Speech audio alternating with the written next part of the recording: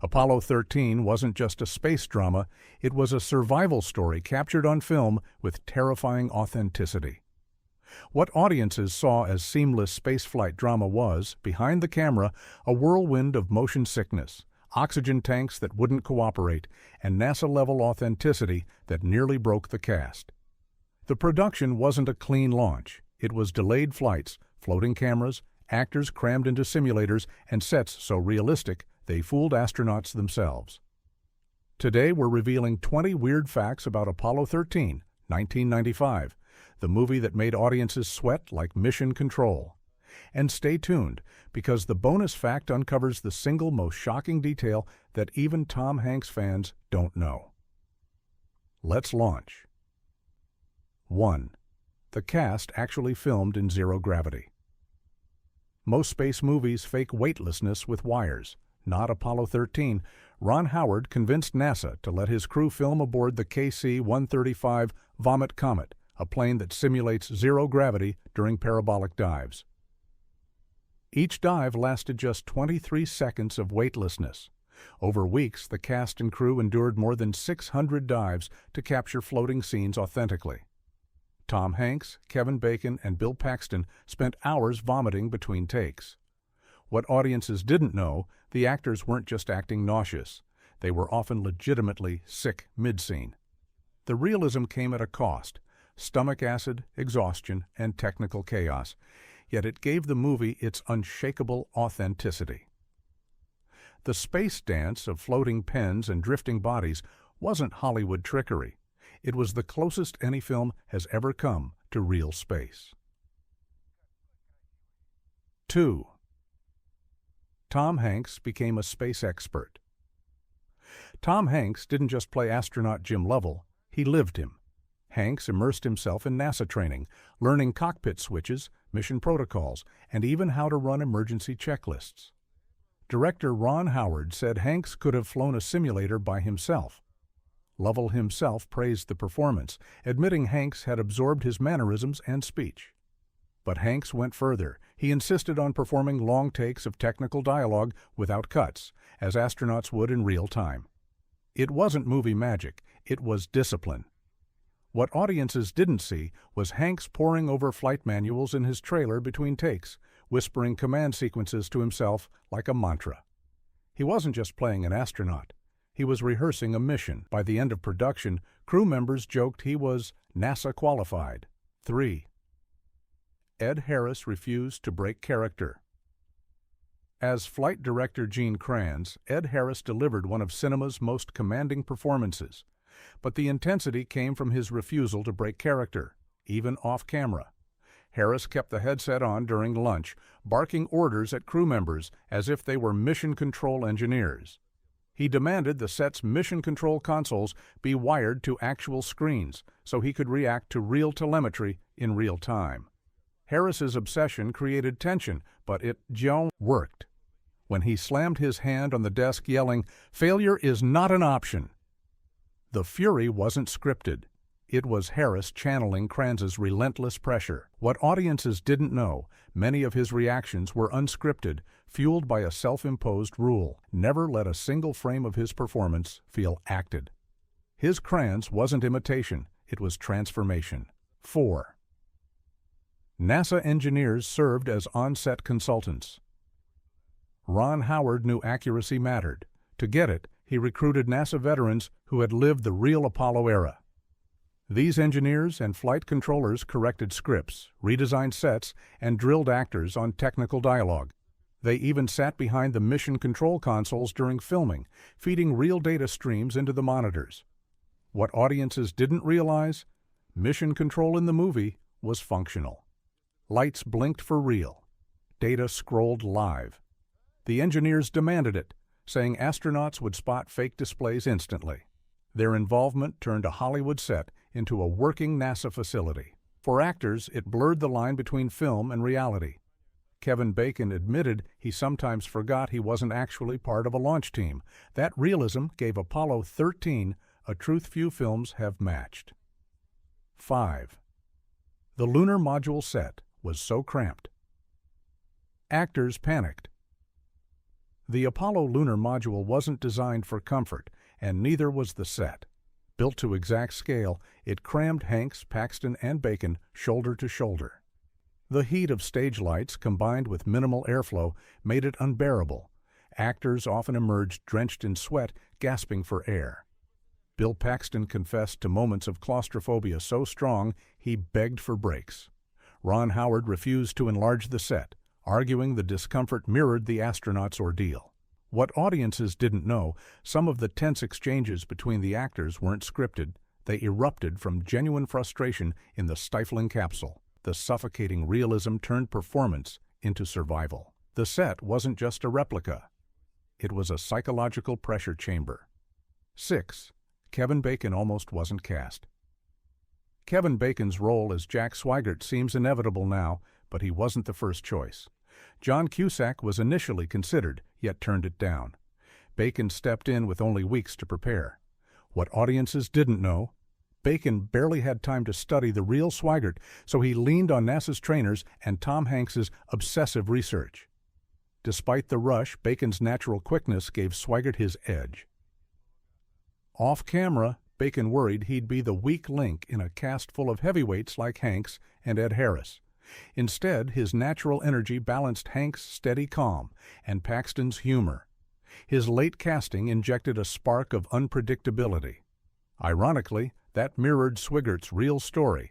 He was a last-minute replacement astronaut thrust into a deadly mission with no time to prepare. Art and history aligned perfectly. 7. Bill Paxton's illness changed his performance. During shooting, Bill Paxton fell seriously ill with the flu. His fever ran so high, the crew debated halting production, but Paxton insisted on working, delivering lines drenched in sweat. What audiences didn't realize, many of his sickly expressions weren't acting. They were his body breaking down in real time. Director Ron Howard decided to use it, arguing it gave Paxton's character, Fred Hayes, a chilling authenticity. Paxton's flu didn't just derail shooting, it made the performance unforgettable. 8.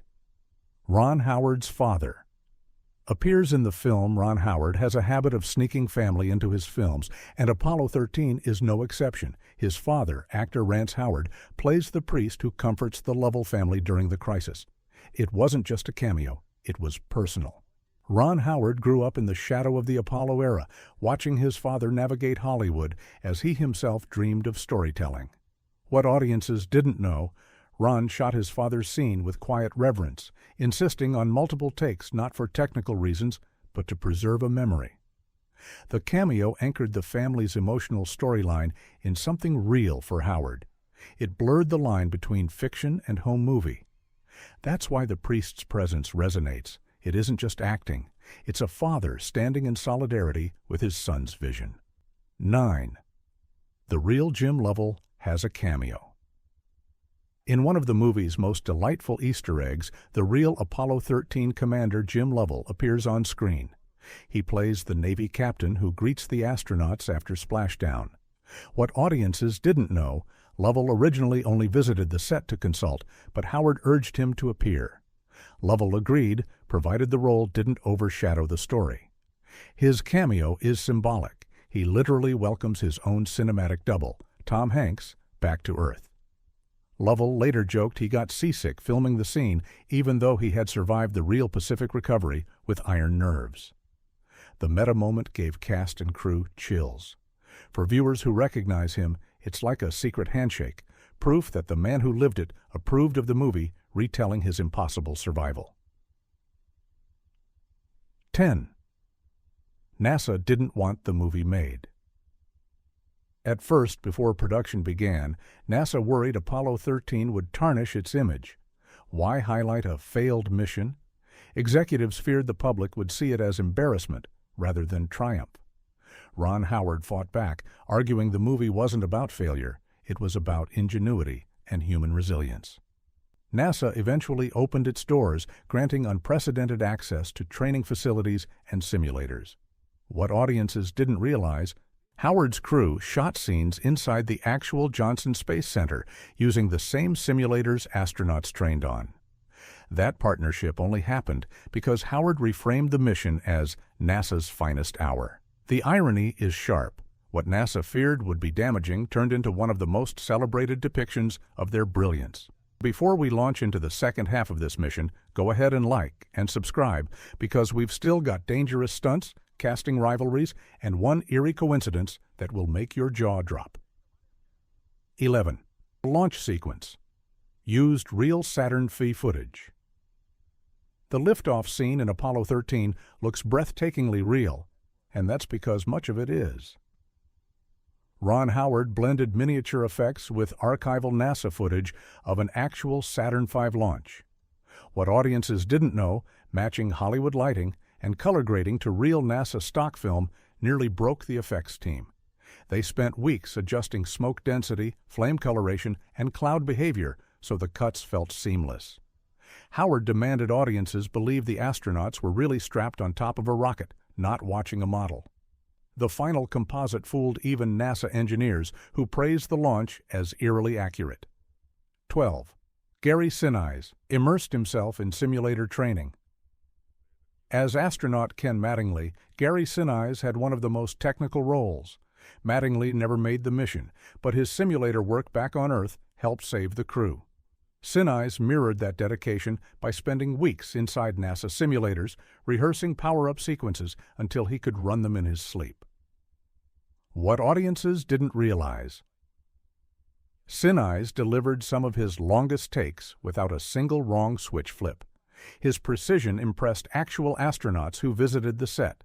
Sinise even studied Mattingly's mannerisms, capturing his stoicism when under pressure.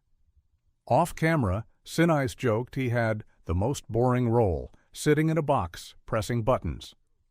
But in truth, his steady presence grounded the chaos.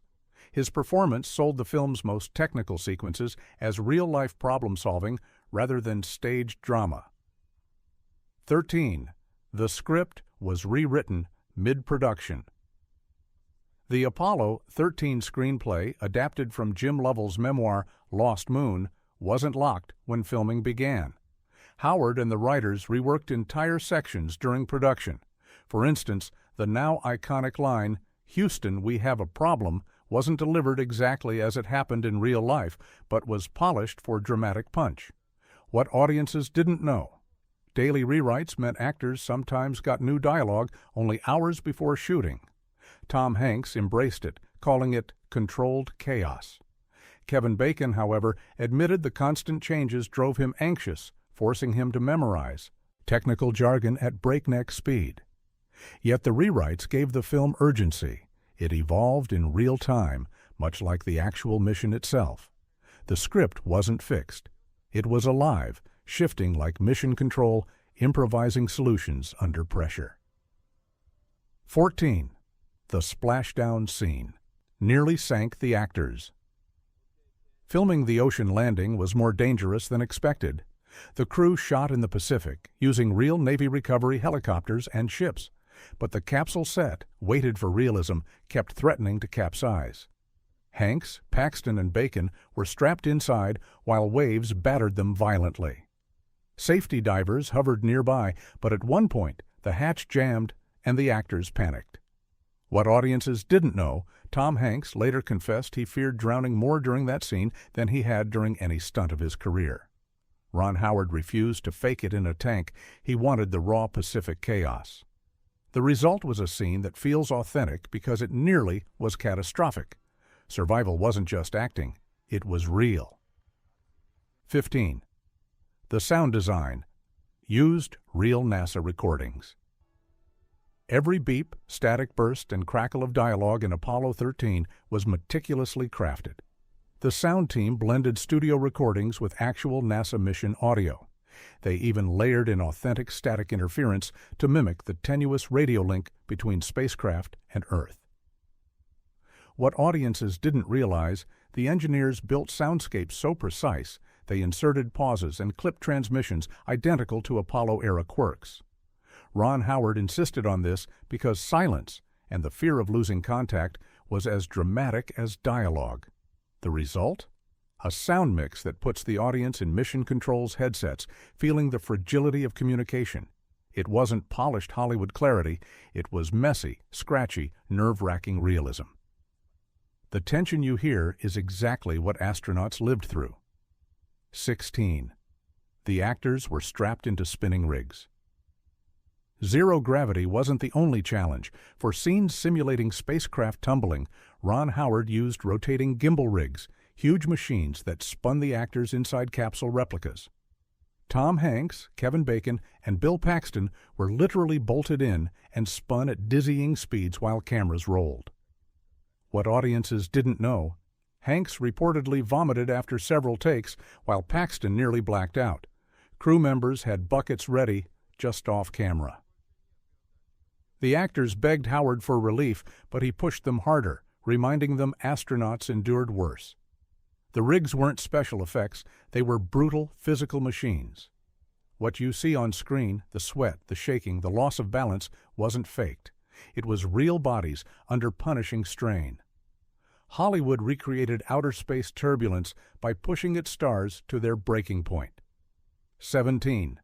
Ron Howard snuck into mission control as a kid. Here's a weird personal connection. Ron Howard's fascination with Apollo began long before the movie.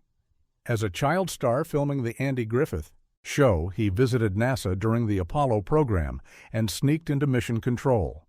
He never forgot the wall of blinking lights and the solemn focus of engineers. What audiences didn't know, Howard drew on that childhood memory to recreate mission control down to the last detail. He even positioned cameras to mimic his boyhood vantage point, looking up in awe at the controllers. For Howard, Apollo 13 wasn't just another movie. It was a lifelong dream, fulfilled. The authenticity wasn't just technical, it was personal. His own past became a blueprint for how audiences would later experience NASA's most dramatic hour. 18. The famous line was almost cut. Houston, we have a problem. It's iconic now, but Ron Howard almost left it on the cutting room floor. The real phrase spoken by Jim Lovell was longer and more technical, and the writers worried the simplified version would feel cliched. What audiences didn't know, during test screenings, the line got an audible gasp. Viewers leaned forward the moment they heard it. Howard realized it was the movie's heartbeat. Simple, chilling, unforgettable. Keeping it turned a line of dialogue into one of cinema's most quoted phrases.